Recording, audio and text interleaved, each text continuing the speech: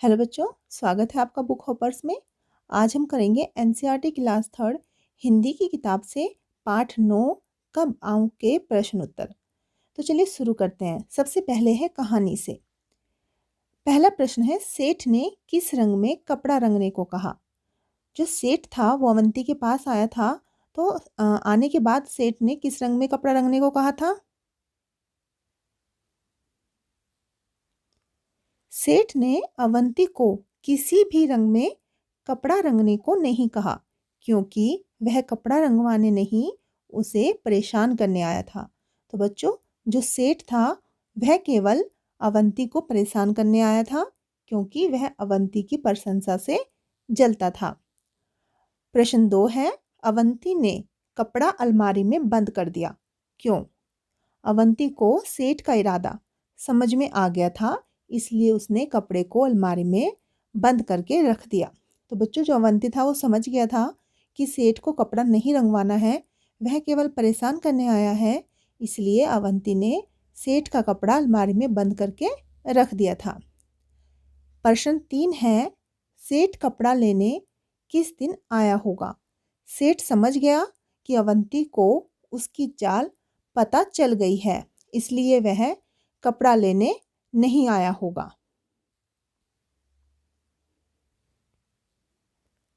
Next है, कौन छुपा है कहाँ।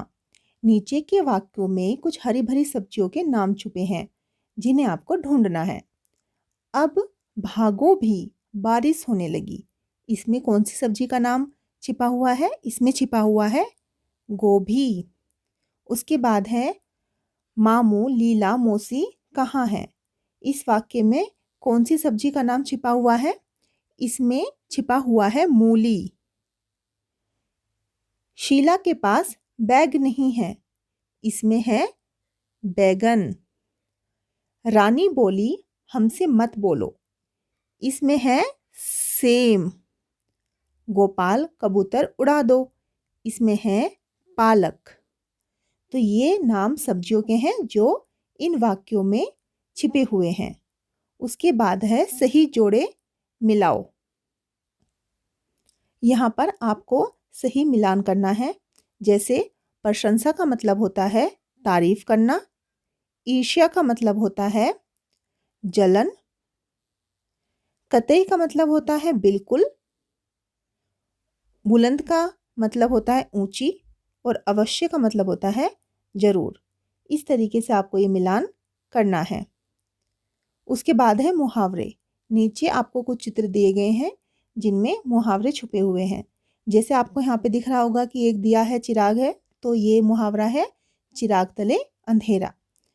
चिराग तले अंधेरे का मतलब ये होता है कि जैसे हम दूसरों को तो ज्ञान बांटते हैं, लेकिन उस ज्ञान पर हम खुद अमल नहीं करते। तो इस मुहावरे का अर्थ होता है चिराग तले अंधेरा। उसके बाद है आरसी। हाथ कंगन को आरसी क्या। मतलब यह है कि हाथ का जो कंगन होता है उसको देखने के लिए हमको आरसी मतलब आईने की ज़रूरत नहीं होती। जो इंसान टैलेंटेड होता है, जिसमें हुनर होता है, उसका हुनर कहीं ना कहीं से दिख ही जाता है, तो वो छिपाए नहीं छिपता। इस मुहावरे का यही अर्थ है। उसके बाद है आस्तीन। आस्तीन का सांप। आस्तीन के सांप का अर्थ होता है कि कोई कपटी व्यक्ति हमारा मित्र बनकर हमारे पास रहे और हमें उस बात का ज्ञान ना हो। एक और एक 11। इसका अर्थ होता है एकता में बल है। जब एक और एक मिल जाते हैं तो वे 11 बन जाते हैं, मतलब उनकी जो ताकत है वह बढ़ जाती है। उसके बाद है कहो कहानी। नीचे आपको कुछ शब्द दिए गए हैं, उन शब्दों का इस्तेमाल करके आपको एक कहानी बनानी है। जैसे विद्यालय, गुरुजी, छुट्टी, बंदर, डंडा। आप अपने मन से बना सकते हैं कहानी। जैसे विद्यालय में गुरुजी पढ़ा रहे हैं, छुट्टी होने वाली है, तभी एक बंदर आ जाता है, गुरुजी डंडा लेकर बंदर को मारते हैं, बंदर जाकर पेड़ पर चढ़ जाता है, बच्चे उसको केला खाने को देते हैं, बंदर केला खा लेता है तो सब बच्चे खुशी से ताली बजाते हैं। इसी तरीके से आपको बाकी शब्दों को भी जोड़कर पूरी कहानी बना लेनी है और अपने साथियों को सुनानी है। उसके बाद है उछालो। एक रुमाल या कोई छोटा सा कपड़ा उछाल कर देखो किसका रुमाल सबसे ऊंचा उछलता है। उसके बाद रुमाल के साथ बिना कुछ बांधे उसे और ऊंचा कैसे उछाला जा सकता है। तो रुमाल में अगर हम कुछ बांधेंगे नहीं तो हम उसकी छोटी सी तह बना सकते हैं, उसको गोल करके बॉल की तरह बनाकर भी उछाल सकते हैं, जिससे कि वो काफ़ी ऊंचा उछल सकता है। फिर है समझ और समझदारी। जैसे रंग शब्द से रंगाई बना है, ऐसे ही नीचे कुछ और शब्द दिए गए हैं जिनसे आपको नए शब्द बनाने हैं। जैसे साफ, साफ से बनाएंगे हम सफाई। चढ़, चढ़ से चढ़ाई। बुन, बुन से बुनाई। फिर है क्या समझे। जिन शब्दों के नीचे रेखा खींची है उनका मतलब आपको बताना है। मुझे बैंगनी रंग कतई अच्छा नहीं लगता। तो यहाँ पे जो शब्द है कतई, कतई का मतलब होता है बिल्कुल। अवंती ने सेठ का मंसूबा भांप लिया। मंसूबा क्या होता है? मंसूबा होता है इरादा। आगे है मैं तुम्हारा हुनर देखना चाहता हूँ। हुनर, हुनर शब्द का अर्थ होता है निपुणता। सेठ बुलंद आवाज में बोला। आवाज का अर्थ होता है स्वर या फिर बोल। सेठ को ईर्ष्या होने लगी। ईर्ष्या का अर्थ होता है जलन। रंग के बारे में मेरी कोई खास पसंद नहीं है। खास कहते हैं विशेष को। कैसा लगा आफंती। आपने आफंती के बारे में पढ़ा था अकल बढ़िया भैंस में, तो आपको उसके बारे में कुछ वाक्य लिखने हैं, उसकी शकल सूरत के बारे में, उसके कपड़ों के बारे में। तो आप लिख सकते हैं कि आफंती लंबा चोगा पहनता था। लंबा चोगा मतलब लंबा सा कुर्ता पहनता था। चेहरे पर दाढ़ी मूछे और सिर पर टोपी थी। उसने एक गधा पाल रखा था। वह बड़ा बुद्धिमान था। वह बुद्धि को ताकत से बड़ा मानता था। इसके अलावा भी आप कुछ वाक्य अपने मन से लिख सकते हैं। अब नीचे आपको कुछ शब्द दिए गए हैं। इन शब्दों में केवल एक मात्रा बदली गई है और जिससे ही पूरे शब्द का अर्थ बदल जाता है। ऐसे आपको कुछ और जोड़े भी नीचे लिखने हैं। जैसे सूत, सूत। एक सूत का अर्थ होता है बेटा और दूसरा सूत होता है धागा। एक होता है जाति, जाति। एक तो जाति मतलब जैसे जो कास्ट होती है कि तुम्हारी जाति कौन सी है। दूसरा होती है कि हमारा कोई जाति मामला है। कुल वंश को कहते हैं। एक कूल, कूल आप इंग्लिश का वर्ड है जिसका मतलब होता है ठंडा। उसके बाद है मील और मिल, किसी से मिलना।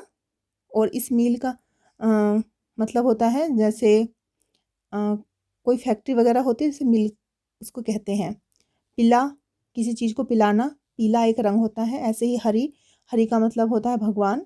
और हरी जैसे कोई हरी घास, ये भी एक रंग के बारे में है। समान और सामान। समान एक जैसा और सामान कोई लगेज वगैरह, कोई वस्तु।